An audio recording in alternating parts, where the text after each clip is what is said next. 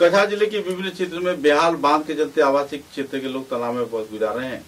ऐसे ही कुछ वारदात के चलते आवासीय क्षेत्र के लोगों ने तीव्र प्रतिक्रिया व्यक्त कर पुलिस प्रशासन तथा जिला प्रशासन से बाढ़ नियंत्रण विभाग से बांध की मरम्मत की मांग करते हुए लोगों से अपील किए हैं। ग्रामीण पिछड़े क्षेत्र में कई इलाकों में बांध बेहाल होने पर लोग बेहाल हालात में जी रहे हैं और कभी भी बाढ़ की स्थिति इन पर छा सकती है। इस संदर्भ में तीव्र प्रतिक्रिया व्यक्त करते हुए आवासीय क्षेत्र के पीड़ित प्रभावित लोगों ने पत्रकारों के समक्ष विस्तारित खुलासा किए।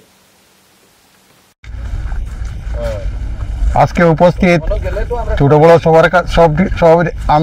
সবার সম্মুখে আমি বলতেছি যে যখন এই বাঁধটা আরম্ভ হয় engineer minister circle officer DC sir শিলচরের এখানে ছিল। আমি তখন প্রতিবাদ করেছিলাম যে এখানে একটা মিনি কালভার্টের প্রয়োজন। তখন ওনারা বলছে আমরা বাঁধটা হয়ে যাও তারপরে এটা জলের ব্যবস্থাটা করব। কিন্তু আজকে 2 বছর হয়ে গেল ওনারা কোনো রেসপন্স করে না। ডিসি স্যারও কই আছেন, এসপি স্যারও এখানে প্রেজেন্ট ছিল, মিনিস্টার ছিল, কিন্তু তারা ওনারা কোনো কথা রেসপন্স করে না। আমরা প্রায় 200 কি 250 ফ্যামিলি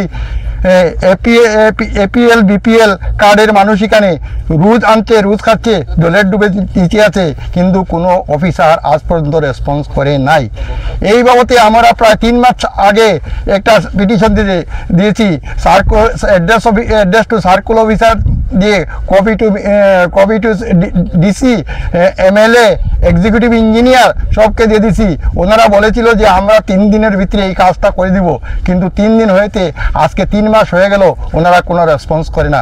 এই জন্য আমরা খুব দুঃখ ভোগ করতেছি এবং যথাযথ আমি আপনাদের কাছে এই সংবাদ মিডিয়ার কাছে বলছি আমাদের এই দাবিগুলা আপনারা যেহেতু আমাদের সাহায্য সহায়তা করে আমাদের দেশের উপকার করে আমাদের এই অঞ্চলের গরিব মানুষের জন্য আপনারা একটু কষ্ট করে আমাদের এই সমস্যাটা সমাধান করার সাহায্য করুন, এই বলি আমি আমার জনরা দণ্ডে বাছাই করে মারতেছে।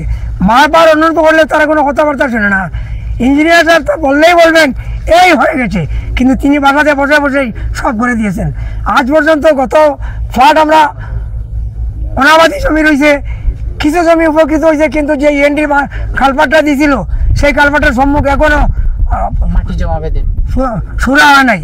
সব যদিও বাদ হয়েছে কিন্তু তার রাস্তার সম্মুখ দিক মাটিগুলো শোনা নাই, যার ফলে এফেক্টেড সব কৃষিকাজের জমি নিষ্কাশন হন না।